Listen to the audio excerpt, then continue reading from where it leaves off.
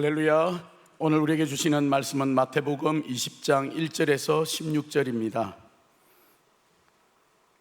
제가 봉독하도록 하겠습니다.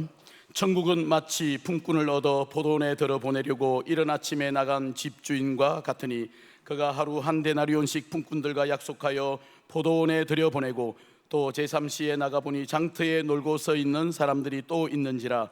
그들에게 이르되 너희도 포도원에 들어가라. 내가 너희에게 상당하게 주리라 하니 그들이 가고 제6시와 제9시에 또 나가 그와 같이 하고 제11시에도 나가보니 서 있는 사람들이 또 있는지라. 이르되 너희는 어찌하여 종일토록 놀고 여기 서 있느냐. 이르되 우리를 품꾼으로 쓰는 이가 없음이니이다. 이르되 너희도 포도원에 들어가라 하니라. 저물매 포도원 주인이 청지기에게 이르되 품꾼들을 불러 나중 온 자로부터 시작하여 먼저 온 자까지 삭을 주라 하니 제11시에 온 자들이 와서 한 데나리온씩을 받거늘 먼저 온 자들이 와서 더 받을 줄 알았더니 그들도 한 데나리온씩 받은지라. 받은 후 집주인을 원망하여 이르되 나중 온 이 사람들도 1시간밖에 일하지 아니하였거늘 그들을 종일 수고하며 더위를 견딘 우리와 같게 하였나이다. 주인이 그 중에 한 사람에게 대답하여 이르되 친구여, 내가 내게 잘못한 것이 없노라. 내가 나와 한 데나리온의 약속을 하지 아니하였느냐. 내 것이나 가지고 가라. 나중 온 이 사람에게 너와 같이 주는 것이 내 뜻이니라. 내 것을 가지고 내 뜻대로 할 것이 아니냐. 내가 선함으로 내가 악하게 보느냐. 이와 같이 나중된 자로서 먼저 되고 먼저 된 자로서 나중되리라. 아멘. 담임 목사님 말씀 전하시겠습니다.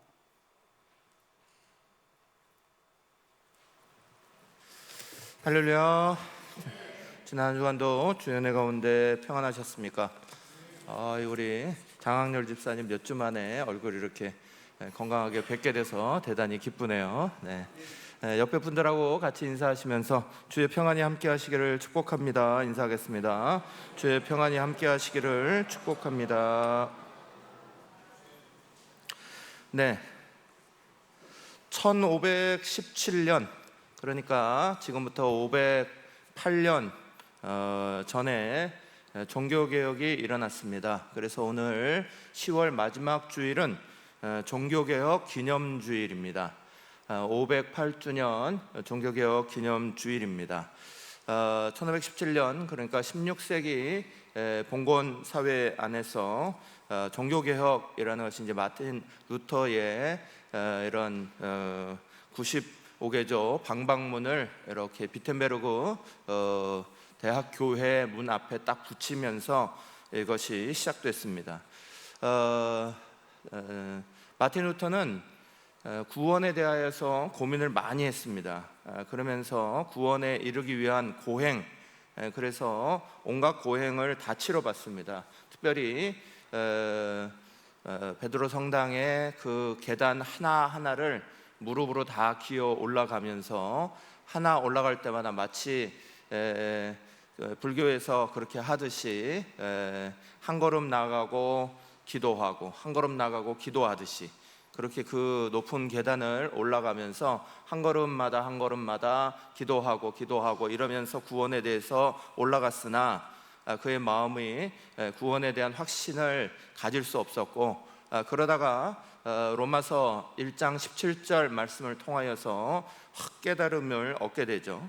복음에는 하나님의 의가 나타나서 믿음으로 믿음에 이르게 하나니 기록된 바 오직 의인은 믿음으로 말미암아 살리라 함과 같으니라.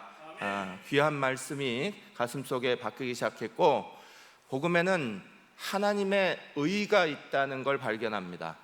하나님의 의가 필요하다. 우리의 의가 아니라, 사람이 가지고 있는 의가 아니라, 사람이 가지고 있는 고행의 방법, 또 사람이 가지고 있는 어떤 노력의 방법이 아니라 복음에는 반드시 하나님의 의가 있어야 하고, 그것을 믿음으로 받을 때 구원에 이른다 하는 깨달음이 자기의 삶 가운데 깊이 치고 들어왔습니다. 그래서 이제 그것을 가지고 의문의 것들을 95개조 방방문을 통하여 쭉 기록해서 그것을 이렇게 질문하기 시작했는데, 그 질문이 결국은 종교개혁의 큰 자리까지 이어지게 된 거죠.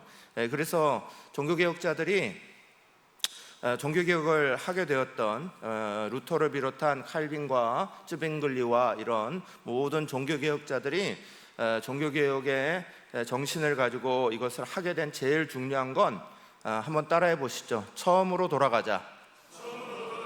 이게 종교개혁의 정신이에요. 종교개혁은 뭐 새로운 종교를 만들자 이런 것도 아니고 교회에서 벗어나자 이런 것도 아닙니다.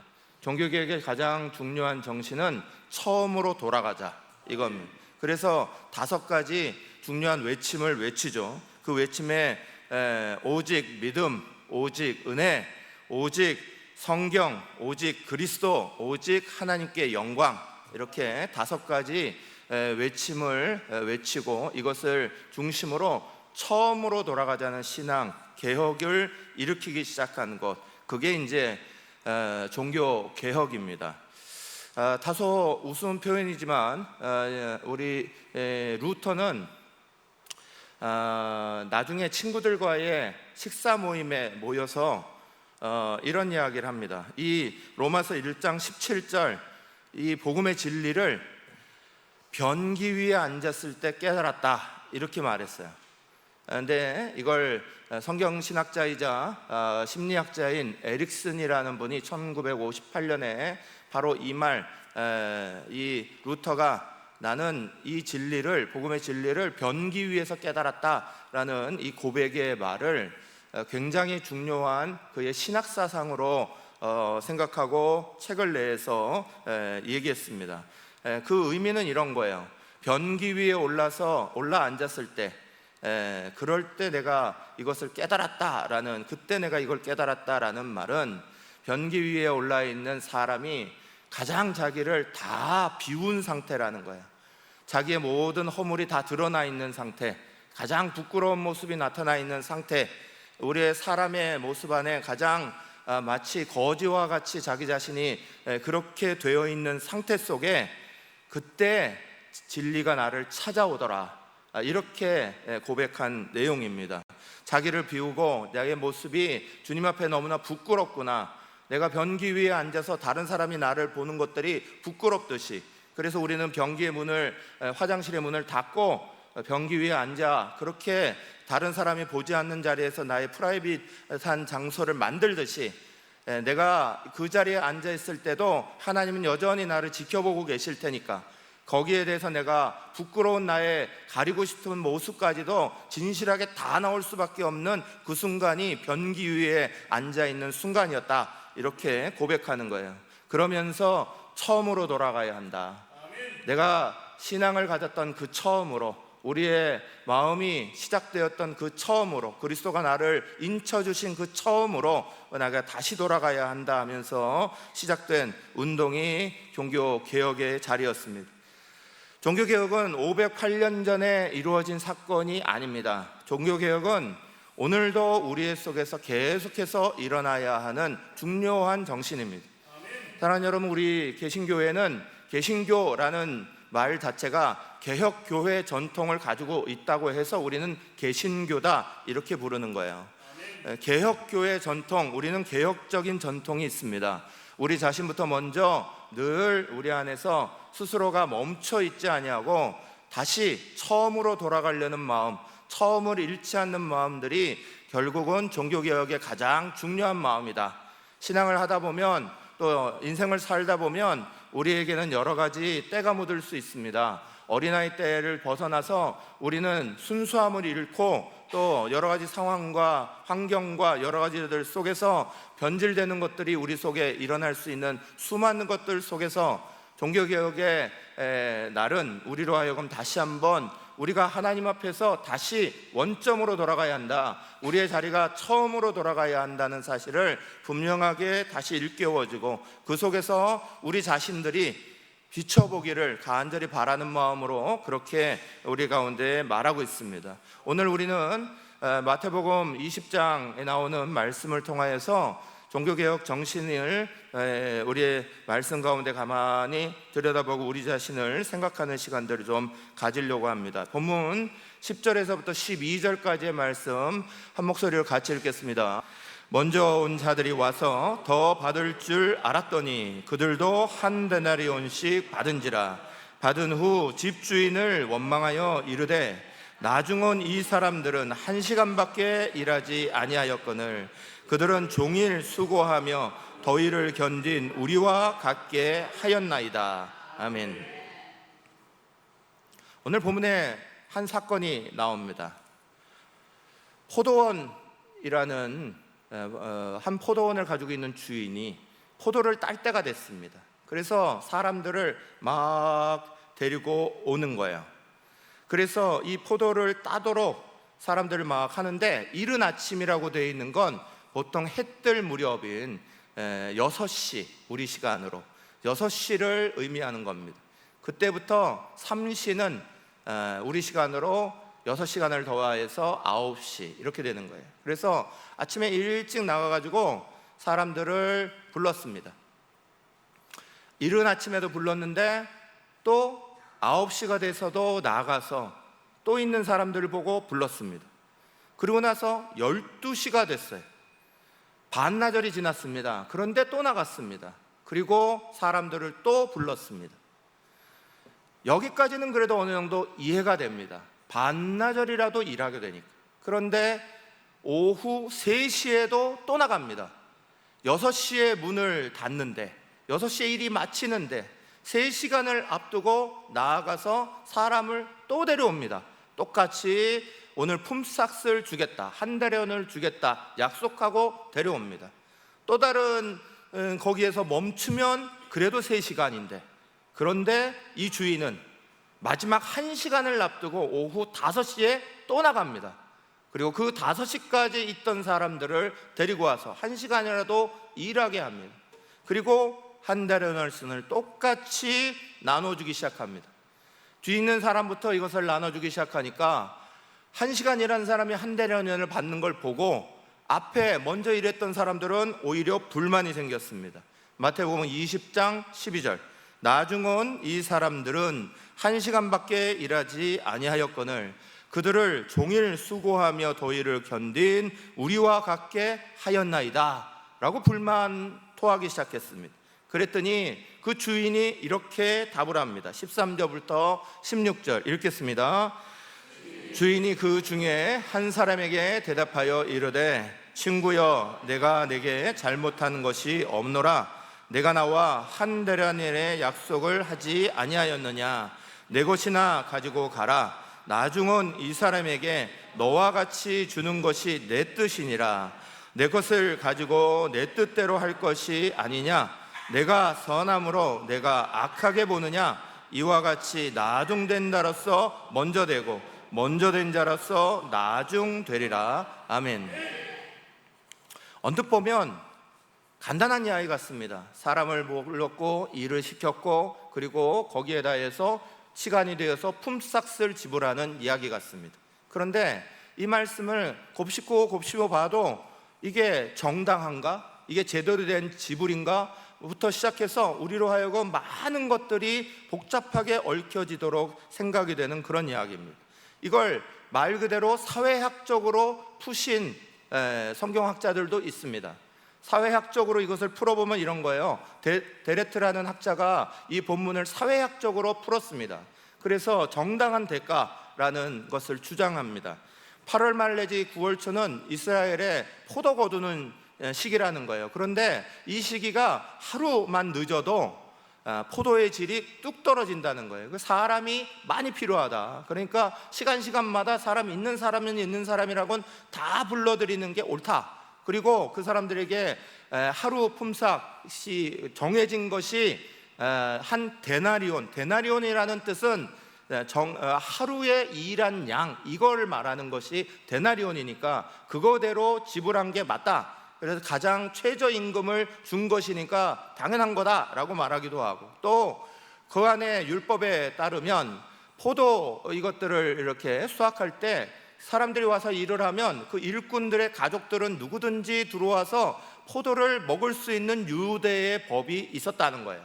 그렇기 때문에 일찍 온 사람들부터 시작해서 늦게 온 사람들까지 가족들이 다 들어와서 포도를 마음껏 따먹었을 거다. 물론 가지고 나가지는 못하지만 안에서는 언제나 다 먹을 수 있었다. 그러니까 앞에 들어온 사람들은 가족들이 와서 풍성하게 먹었던 것들이 있고, 늦게 들어온 사람들은 조금밖에 가족들이 못 먹었으니까 이건 정당한 대가다, 이렇게 사회학적으로 성경을 해석하기도 합니다.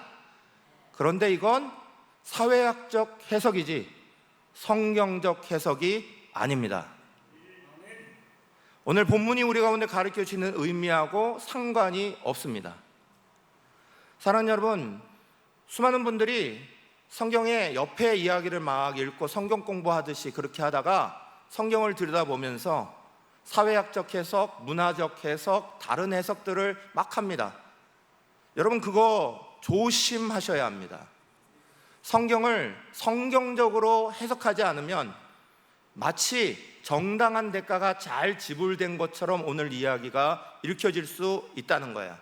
그리고 정당한 대가를 요구하는 것, 그게 성경적인 거냐? 사랑하는 여러분, 오늘 이 말씀은 다시 말해서 은혜에 대한 말씀입니다. 은혜를 우리는 과연 정당한 요구, 정당한 대가에 대해서 말할 수 있느냐? 우리가 열심히 봉사하고 열심히 일했고 열심히 했다고 나는 그러면 정당한 대가를 나에게 은혜 베푸신 하나님 앞에 손 내밀 수 있느냐? 내가 이렇게 열심히 일했으니까 나의 가족들은 이런 복을 더 많이 받아야 됩니다. 내가 이렇게 오랫동안 교회를 섬겼으니까 그 섬긴 대가가 늦게 온 사람보다 나는 더 많이 얻어야 합니다. 우리는 이렇게 말할 수 있느냐? 사랑하는 여러분, 저와 여러분은 하나님 앞에 부름받은 것 자체가 은혜입니다.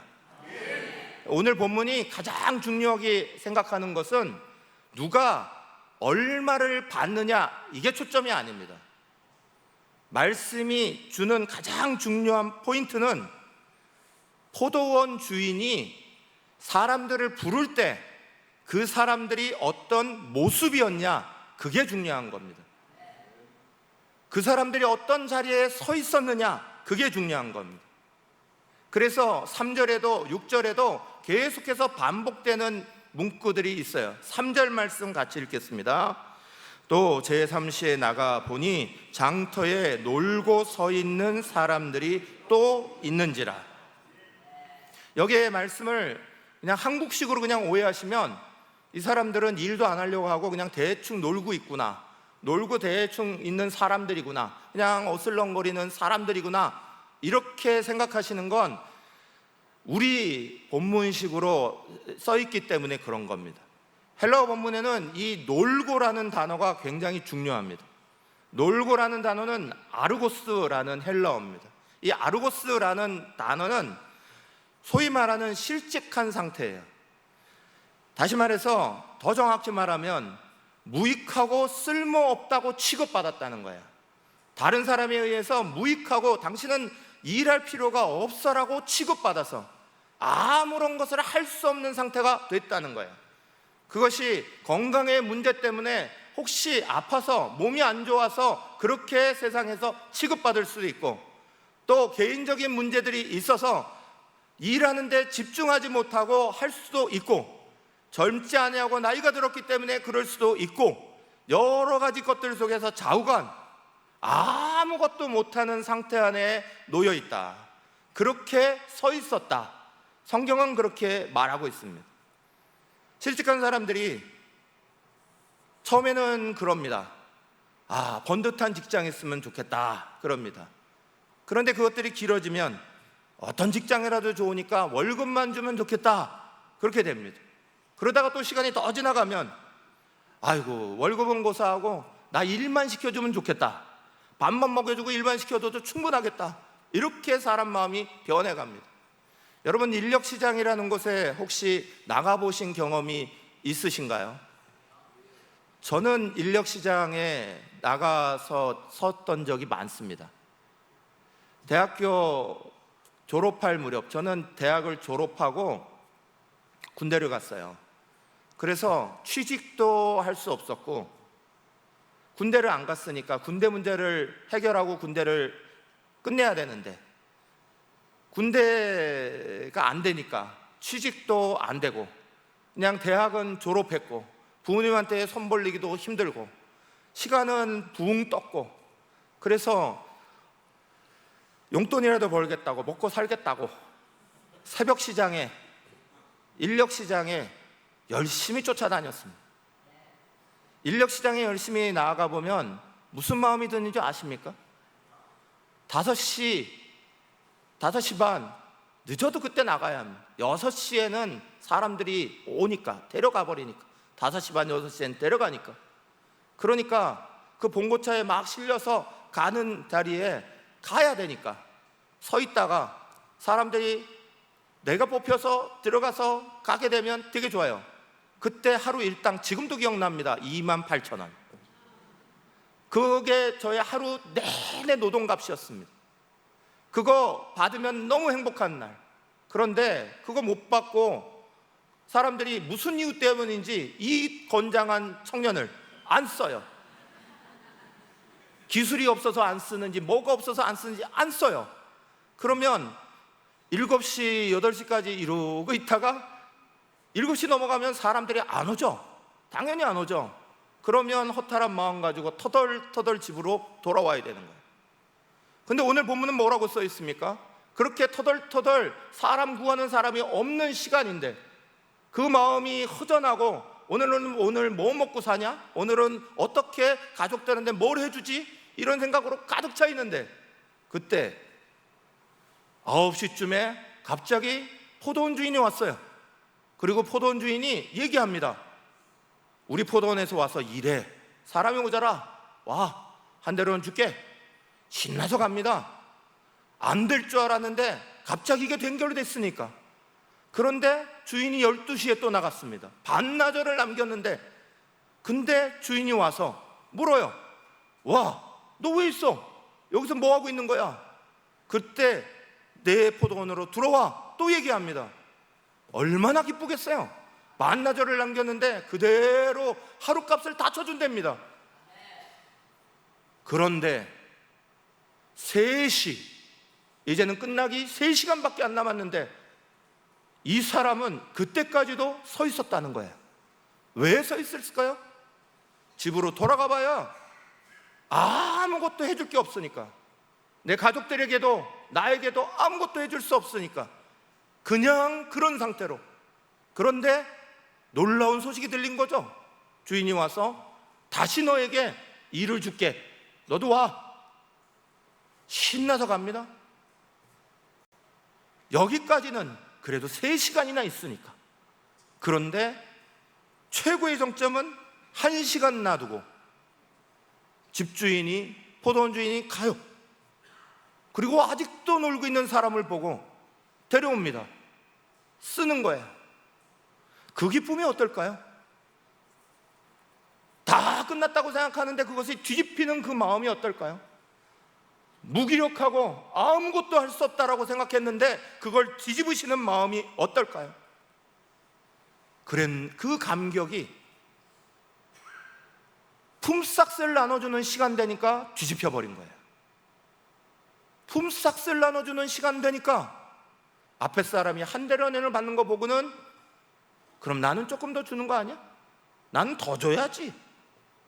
제가 한 대련이 1시간짜리인데 한 대련 받았으면 나는 6시간짜리야. 나는 12시간짜리야. 더 많이 받아야지. 왜 안 줘? 바뀐 거예요. 사랑하는 여러분, 성경의 말씀은 우리가 서 있었던 그 자리를 중요하게 여기고 있는 거예요. 아무것도 하지 못하고 거기에 쓸모없는 사람처럼 서 있었던 그 상태에서 주인이 은혜를 준 거죠. 그걸 중요하게 보는 거예요. 그런데 이걸 받을 때 막상 사람들의 마음은 은총의 의식, 은혜에 대한 의식은 없어지고 흥정의식만 남아있다는 거예요. 여러분, 우리 삶 가운데 정말 없애야 되는 거, 나는 나보다 많이 일했어. 난 나보다 많이 봉사했어. 그렇기 때문에 우월의식 갖는 거죠. 은총의 의식은 없어지고 내 값은 많아. 난 오랫동안 섬겼어. 난 많은 것으로 섬겼어. 그거 버리라는 거예요. 그걸 버리고 은총의식을 회복하라는 거예요. 감사의식을 회복하라는 거예요. 두 번째, 내가 이걸 열심히 일하고 내가 많이 했다는 거죠. 내 공로의식이 있어요. 내가 가지고 있는 공로의식으로 그게 오히려 하나님 앞에 주어지는, 하나님이 나에게 베푸신 하나님의 은혜에 대한 빚진 자라는 의식을 몰아내버리는 거예요. 지난주에 윤명현 목사님이 처음 부름을 딱 받고 이제 첫 설교를 할 때 겸손에 대해서 얘기하면서 예화로 개구리 예화를 했죠. 전에도 제가 썼던 예화지만 그 예화를 들었어요. 새 2마리가 날아가면서 이 막대기 하나를 딱 잡아주고 그 막대기에 개구리가 물고 나면 하늘을 쫙 날아갈 수 있어서, 그래서 다른 개구리들이 와 저거 멋지다, 저거 도대체 누가 했어 막 그럴 때 얘가 입이 간질간질 해가지고 그 하늘을 날아가다가 내가 했어 내가 그러다가 입 벌리고 말하는 바람에 똑 떨어져 갖고 개구리가 찍 해버렸다는 이야기. 사랑하는 여러분, 우리는 공로의식 때문에, 자기 공로의식 때문에 나락으로 떨어지는 믿음 가집니다. 자기 공로의식 때문에 그 믿음을, 내가 가지고 있는 믿음을 부끄럽게 죽여버리는 믿음 만들어버립니다. 제가 직접 만나보지 못했지만 제가 전도사 되고 나서 크게 감동받고 그 목사님을 따라야겠다 이렇게 결정한 한 목사님이 계세요. 그 목사님은 청량리 중앙교회 담임을 하시다가 은퇴하신, 또 우리 교단 총회장도 하셨던 임택진 목사님이에요.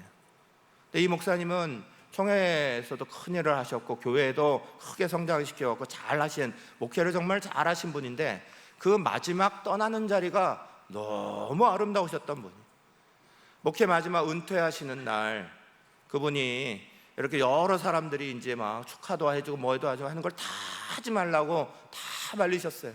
너무 하지 말라고 그러니까 사람들이 정말 어떻게 할 줄 모르는 그런 상황에 목사님 마지막 설교단에 딱 올라가셨습니다. 그리고 이렇게 말하셨어요. 저는 무익한 종일 뿐입니다. 무익한 종이 일을 마쳤다고 상을 바라지는 않습니다. 그러면서 누가복음 17장 7절에서 10절 말씀을 인용하시고 조용히 내려가고 끝내셨어요. 누가복음 17장 10절 말씀은 이런 말씀입니다. 같이 읽겠습니다. 이와 같이 너희도 명령 받은 것을 다 행한 후에 이르기를 우리는 무익한 종이라 우리가 하여야 할 일을 한 것뿐이라 할지니라. 아멘. 우리의 인생에 열심히 살죠. 주님을 위해서도 열심히 봉사하고 최선의 자리를 가지고 열심히 주님 앞에 드립니다. 그런데 그것이 자기 공로의식이 돼서 어느 날 내가 했어, 나를 좀 알아줘 하는 순간 우리의 믿음은 바닥으로 떨어져 버립니다.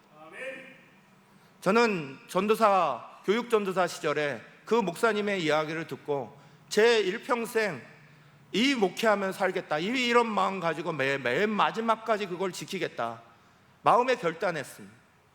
저는 새날교회에 오기 전에 경주에서, 여러분도 아시다시피 경주에 우리 지금 새날교회 인원의 한 3배가 넘는 교회에 담임을 하다가 그거 그냥 내려놓고 새날교회를 찾아왔습니다.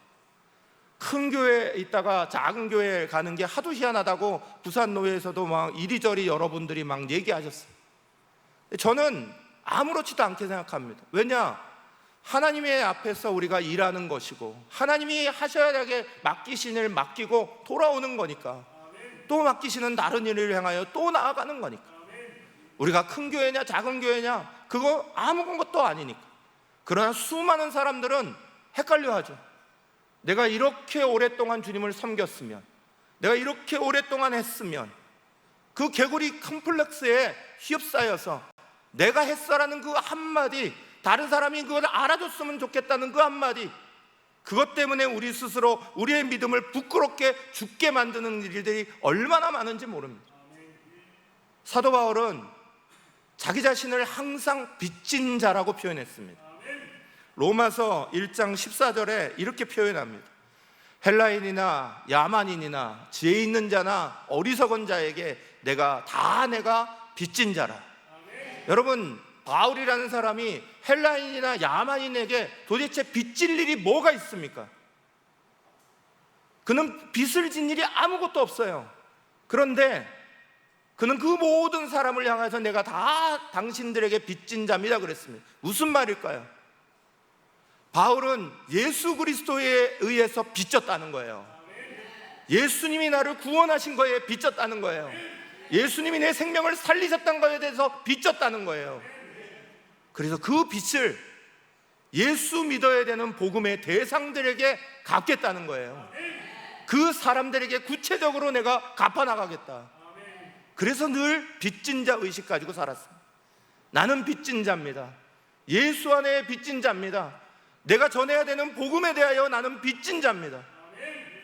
자기 공로의식으로 내가 뭔가를 이루었어 라고 말하는 자리가 아니라 나는 항상 빚진 자입니다. 그리고 오늘 본문 의식을 잘 보십시오. 다른 사람과 비교하지 않았으면, 다른 사람과 견주지 않았으면 내게 받는 이 한 대려는 나를 굉장히 행복하게 했을 겁니다. 아침부터 들어간 사람은, 여러분 아침에 제가 말했죠, 그 인력시장에서 제 시간에 차를 딱 타고 들어가면 무슨 생각 드는 줄 아세요? 오늘은 됐다 생각 들어요. 오늘은 28,000원 생기니까, 오늘 하루 일당이 생기는 거니까, 오늘 하루는 걱정 안 해도 되는 거니까. 그런데 그러지 않고 늦게까지 있어도 나를 데려가지 않는 사람들이 있으면 얼마나 불안한지 모릅니다. 또 다른 차가 왔는데 나를 안 봐. 그냥 또 데리고 가고, 나 빼놓고 또 데려가고, 나는 뭐지? 나는 뭐야? 이러고 있는 자리. 그런데 누군가가 나를 써주겠다라고 하는 그 순간 나는 행복해지는 거예요. 비교하지 않으면 행복할 거예요. 그런데 비교하니까 너무 힘들어지는 거예요. 비교하니까 그 비교의식 버려야 하고, 함께 일하는 동료의식이 있어야죠. 함께 하는 마음이 있어야죠. 우리 열심히 같이 하는 마음이 함께 일어나야죠. 여러분, 개 아시죠? 개. 멍멍하는 개 말고 이렇게 옆으로 가는 개. 그 개들을 항아리 독 속에 집어넣으면 어떻게 될까요? 걔네들이 막 나오려고 그럽니다. 밖으로 막 튀어나오려고 발버둥을 칩니다. 근데 재밌는 건 그 밑에 있는 다른 개들이 앞에 가는 개의 발을 막 잡아요. 막 당깁니다. 막. 그래 결국은 못 나와요. 서로 간에 사다리를 다 만들어주면 딱 튀어나올 텐데 올라가는 놈마다 다 붙잡습니다. 이전 투구하는 거예요. 오늘 우리의 믿음의 자리가 함께 올라가고 함께 상승하면, 이 동료의식 가지면 다 행복하고 다 능력받을 텐데, 비교의식, 다른 사람이 나보다 왜 내가 한 게 더 많은데 저 하는 사람들은 왜 이렇게 아무것도 안 했는데 이런 거 받아? 이런 복을 어떻게 그 사람이 받을 수가 있어? 왜 하나님은 나에게 더 안 주려고 하는 거예요? 여러분, 우리는 거기에 빠져 삽니까? 사랑하는 여러분, 오늘 말씀의 가장 중요한 사건은 맨 마지막에 주시는 거예요. 16절 말씀이 이렇게 선포해요. 같이 읽겠습니다. 이와 같이 나중된 자로서 먼저 되고 먼저 된 자로서 나중되리라. 아멘.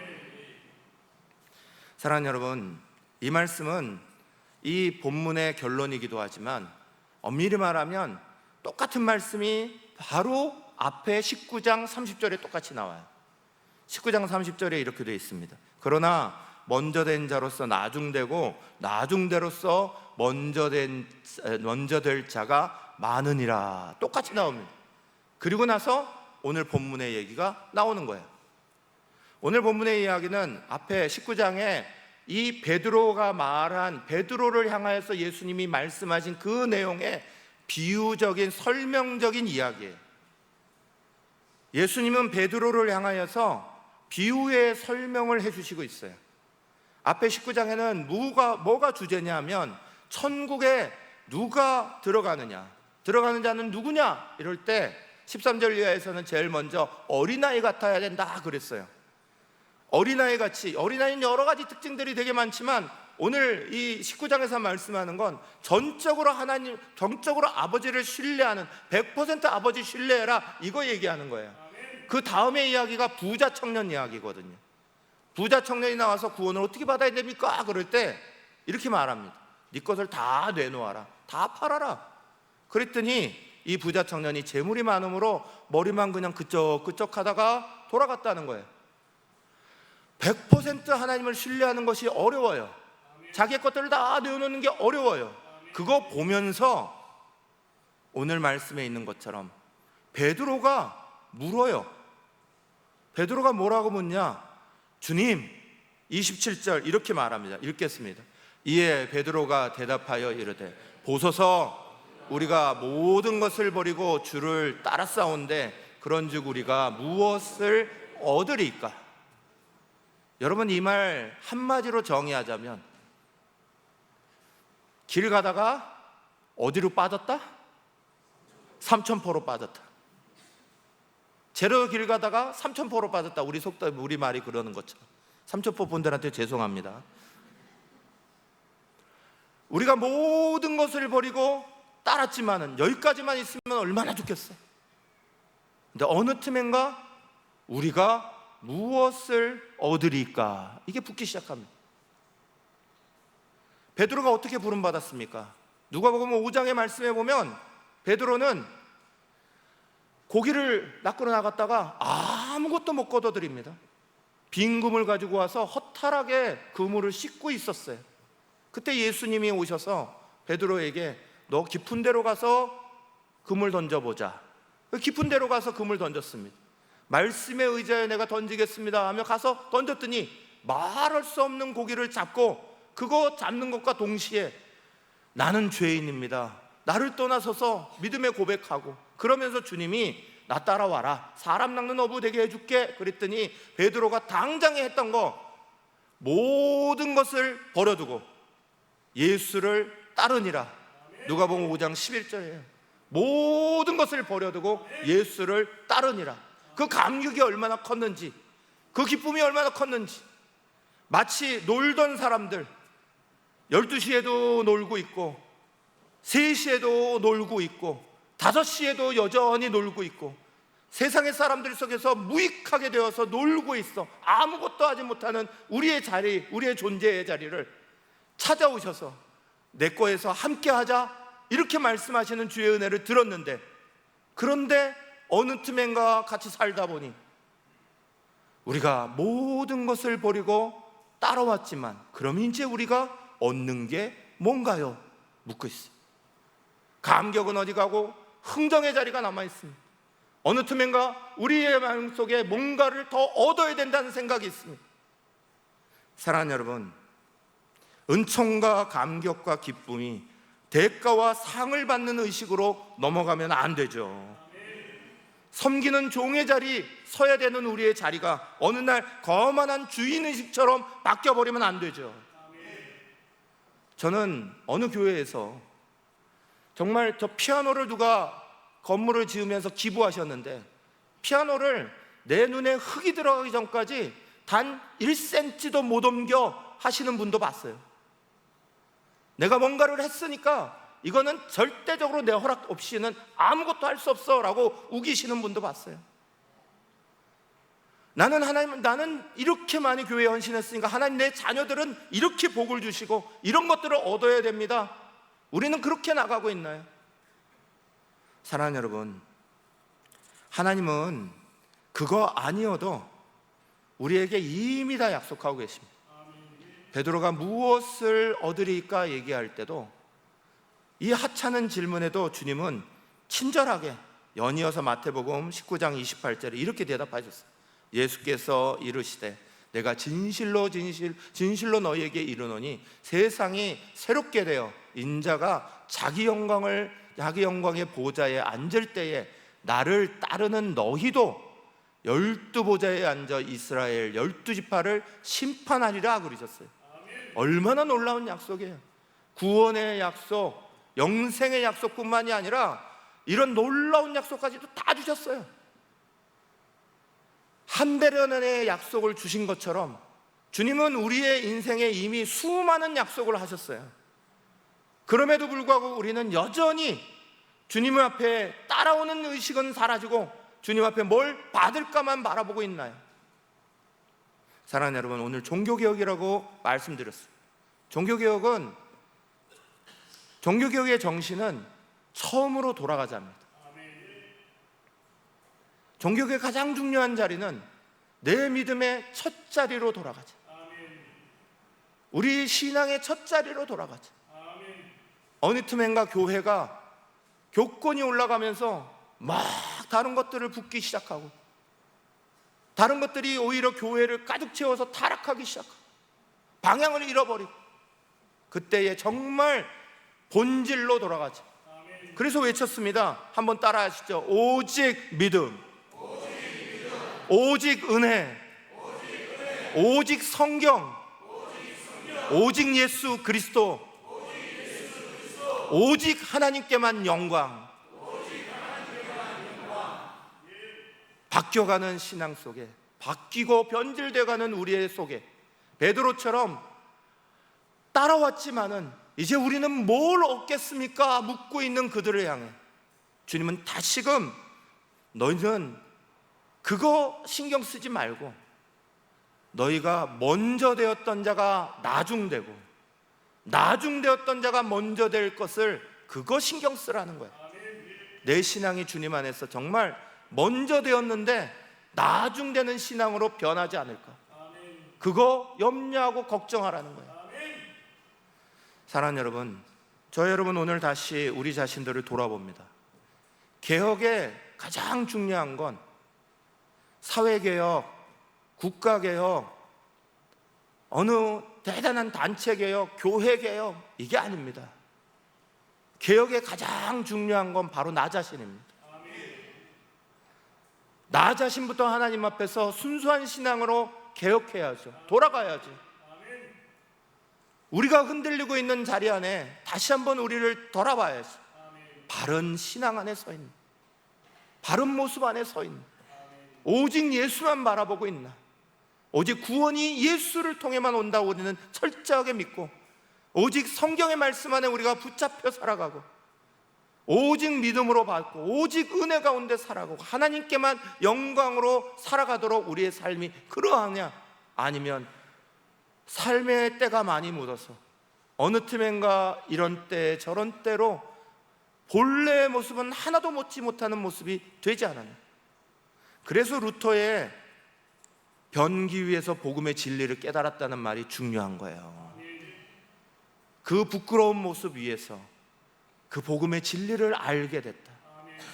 내 때 묻은 모습이 아니라 나의 가장 부끄러운 모습 안에 진짜 하나님이 하나님이심을 내가 알게 됐다.